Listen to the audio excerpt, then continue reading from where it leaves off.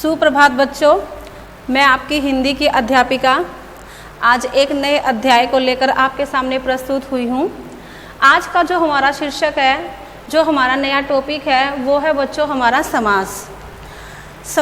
समास का अर्थ क्या होता है? संक्षेप,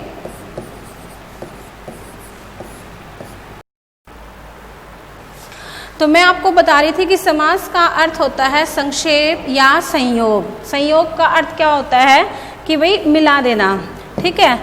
तो अब इसकी परिभाषा क्या है कि दो या दो से अधिक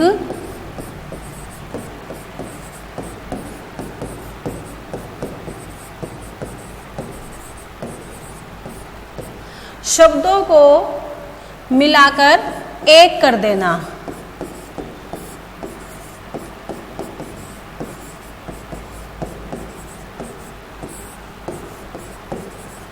तो उसे हम क्या कहते हैं? समास। अब जैसे मान लीजिए मैंने शब्द ले लिया है चंद्र मुख, ठीक है। ये मैंने दो अलग अलग शब्द ले लिए हैं। अब मैं इनको मिला देती हूँ। इसका अर्थ होता है चंद्रमा के समान मुख।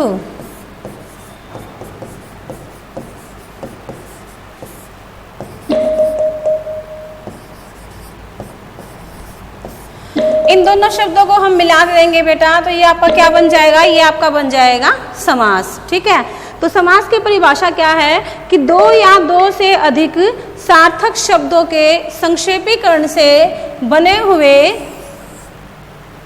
एक नए सार्थक शब्द बनाने की प्रक्रिया को हम समास कहते हैं। तो चंद्रमुख का हमने विग्रह किया चंद्रमा के समान मुख। ऐसे ही मान लो हम दूसरा शब्द ले लेते हैं रसोई घर, तो रसोई घर का विग्रह क्या होगा? रसोई के लिए घर, ठीक है। तो अब बारी आती है समासिक शब्द अथवा समस्त पद की। समासिक शब्द। अब समासिक शब्द क्या होते हैं? सुनिए, दो या दो से अधिक शब्दों के बीच पारस्परिक संबंध बताने वाले शब्दों अथवा प्रत्ययों का लोप होने पर उन दो या दो से अधिक शब्दों से जो एक नया स्वतंत्र शब्द बनता है उसे समासिक शब्द कहते हैं। जैसे राजा का कुमार, अब ये क्या बन जाएगा? राजकुमार। और हमारी परिभाषा भी क्या थी? परिभाषा भी हमारी यही थी कि दो या दो से अधिक शब्दों के बीच में परस्पर संबंध बताने वाले प्रत्ययों का लोप होने पर जो एक नया स्वतंत्र शब्द बनता है उसे हम क्या कहते हैं? उसे हम कहते हैं समासिक शब्द अथवा समस्त पद। अब बारी आती है कि भाई समास विग्रह क्या होता है। लेकिन समास विग्रह से पहले मैं आपको एक बात बताना चाहती हूँ कि जो हमारा समास होते हैं उसमें हमेशा दो पद होते हैं, ठीक है। दो पद होते हैं। जो हमारा पहला पद होता है उसे हम कहते हैं पूर्व पद, और जो हमारा दूसरा पद होता है उसे हम कहते हैं उत्तर पद। समास विग्रह। समास विग्रह क्या होता है?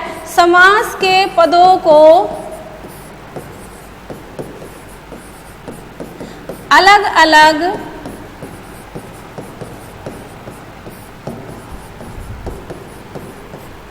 समास के पदों को अलग अलग करने को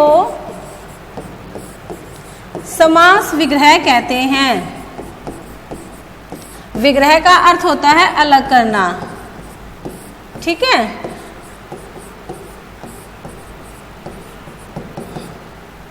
जैसे मान लीजिए चंद्रमुख, अब हमें इसका विग्रह करना है, तो इसका विग्रह हम क्या कर देंगे? चंद्रमा के समान मुख।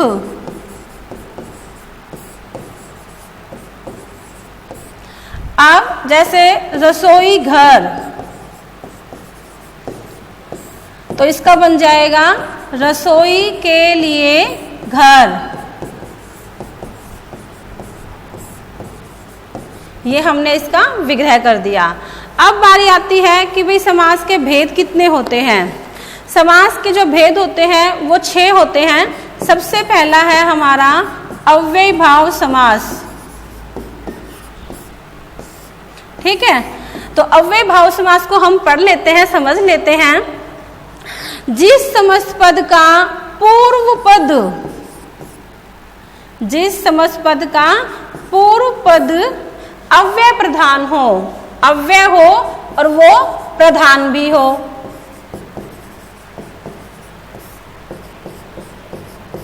जिस समस्त पद का पूर्व पद अव्यय हो और प्रधान हो और उत्तर पद संज्ञा या विशेषण हो, तो समस्त पद अव्यय का ही काम करता है, तो उसे हम क्या कहते हैं, अव्यय भाव समास। और इसकी सबसे बड़ी पहचान क्या है कि इसमें आपको यथा और आ ये अव्यय शब्द मिलेंगे जो कि पूर्व पद के रूप में प्रयोग होते हैं। जैसे हम कहें यथामति, तो इसका विग्रह क्या हो जाएगा, मति के अनुसार।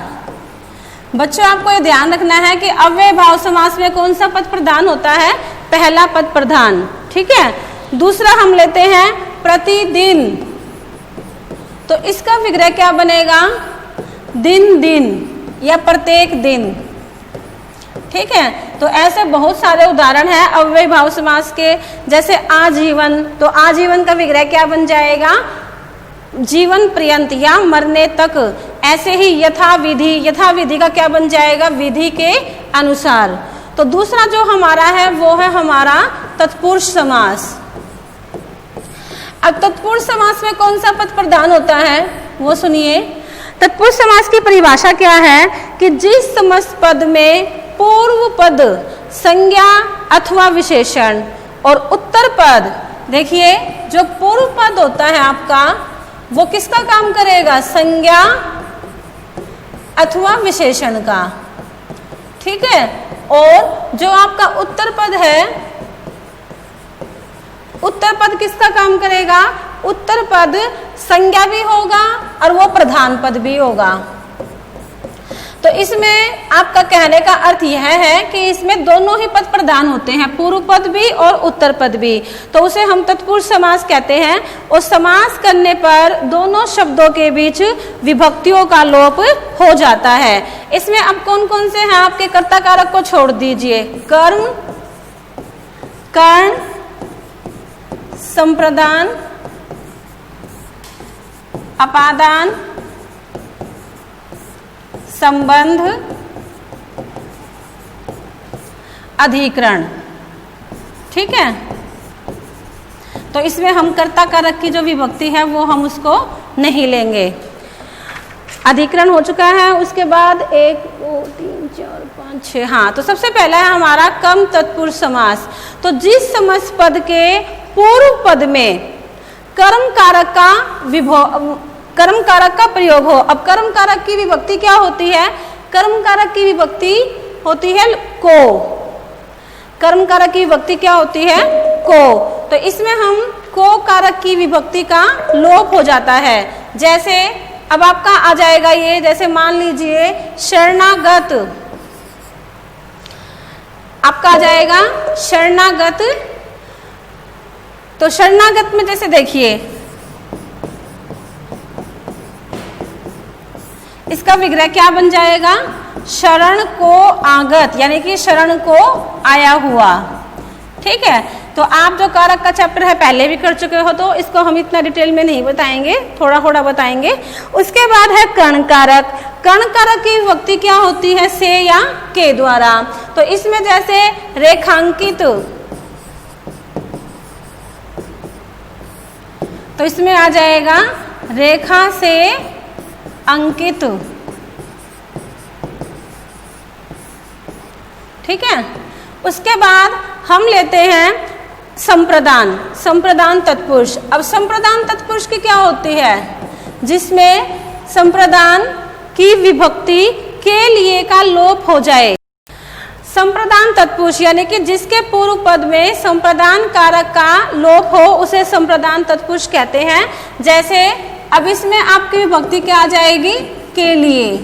अब इसका देखिए रहा खर्च, तो इसका क्या बन जाएगा, रहा के लिए खर्च।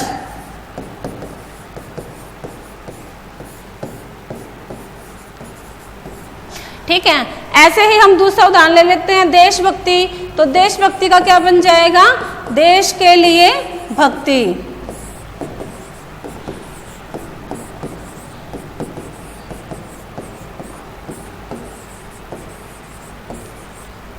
अब हम लेते हैं अपादान। अपादान का आपको सभी को पता है कि इसकी कौन सी विभक्ति होती है? से या अलग होना।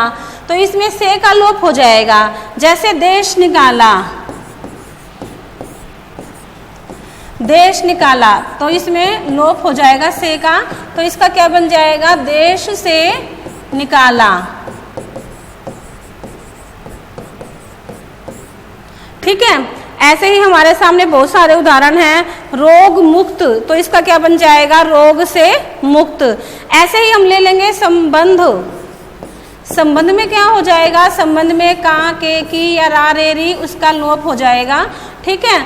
तो जैसे अब इसमें आपका आ जाएगा दीनानाथ, संबंध बताया जाएगा इसमें दीनानाथ। तो इसमें क्या जाएगा? दीनों के नाथ।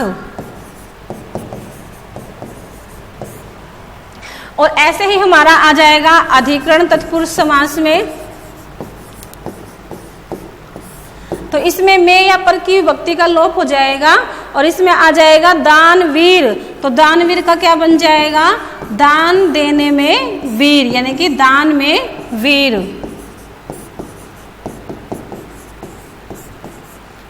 ठीक है।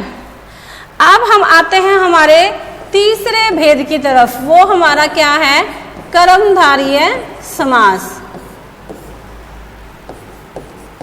अब कर्मधारय समास क्या होता है वो सुनिए, जिसमें आपको विशेषण, यानी कि जिस समास के दोनों पदों में विशेषण और विशेष्य, ठीक है, उपमान और उपमेय, उपमान और उपमेय, इनका संबंध होता है, उसे कर्मधारय समास कहते हैं। कहने का अर्थ यह है कि कर्मधारय समास में दोनों ही पद प्रधान आपको मिलेंगे, मतलब उत्तर पद की ही प्रधानता मिलेगी इसमें। ठीक है। तो अब जैसे हमारा हम कहें विशेषण और विशेष्य, तो सबसे पहले आपको ये पता होना चाहिए कि विशेषण होता क्या है? जो आपके संज्ञा की विशेषता बताते हैं, जो संज्ञा शब्द की विशेषता बताए उसे हम क्या कहेंगे? विशेषण। और विशेष्य क्या होता है? जिसकी विशेषता बताई जाए, जिसकी विशेषता बताई जाए उसे हम क्या कहेंगे? उसे हम कहेंगे विशेष्य। ठीक है। ऐसे ही उपमान और उपमेय। अब उपमेय क्या होता है और उपमान क्या होता है? उपमेय होता है जिसकी तुलना की जाए, यानी कि जिसकी तुलना की जाए। अब तुलना किससे की जाएगी भाई? जिससे की जाए उसे हम क्या कहेंगे? उसे हम कहेंगे उपमान। जिससे तुलना की जाए, ध्यान रखना, जिसकी तुलना की जाए उसे हम कहते हैं उपमेय और जिससे हम करते हैं उसे हम कहते हैं उपमान। अब जैसे मैं एक उदाहरण लेती हूं, पीतांबर। तो इसमें क्या हो जाएगा? पीला है जो अंबर। अब अंबर का यहाँ पे अर्थ क्या होता है? वस्त्र। यहाँ पे अंबर का अर्थ आकाश नहीं है, यहाँ पे वस्त्र है। तो पीले वस्त्र कौन धारण करता है? श्री कृष्ण धारण करता है। तो उसमें वस्त्रों की विशेषता बताई गई है कि भाई उनके जो वस्त्र हैं वो कैसे हैं? वो पीले हैं। ठीक है। तो ऐसे ही अब हम एक और उदाहरण लेते हैं, जैसे घनश्याम।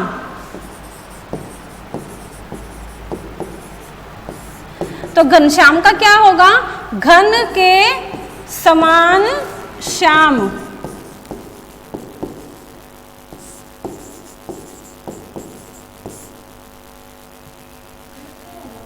घन के समान श्याम।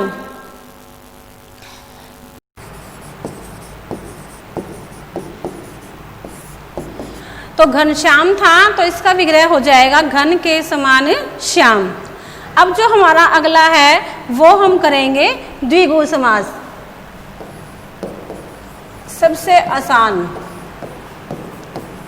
द्विगु समास बेटा सबसे आसान है। अब इसकी पहचान क्या है? इसकी विशेषता क्या है कि जिस समस्त पद के पूर्व पद में संख्यावाचक शब्द आ जाए, संख्यावाचक शब्द आए और समस्त पद समूह का बोध करवाए तो उसे हम क्या कहते हैं? उसे हम कहते हैं द्विगु समास। जैसे आपका ये आ जाएगा त्रिवेणी, 3 वेणियों का समूह।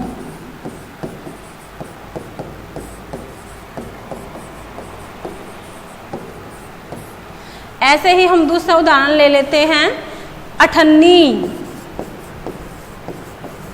तो अठन्नी का क्या हो जाएगा? 8 आनों का समूह।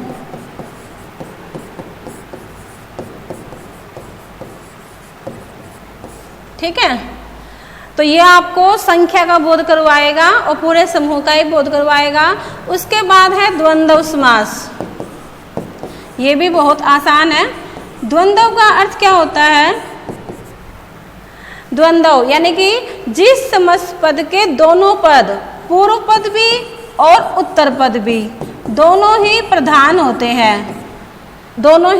होते हैं और विग्रह करने पर और अथवा या आदि शब्दों का प्रयोग होता है। जैसे हम कहें पाप पुण्य, अब इसका अगर हम विग्रह करेंगे तो क्या बन जाएगा? पाप और पुण्य। ऐसे ही दाल रोटी, तो इसका क्या बन जाएगा?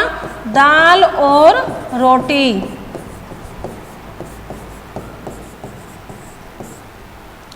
अब अगला जो हमारा है वो है हमारा बहुव्रीहि समास।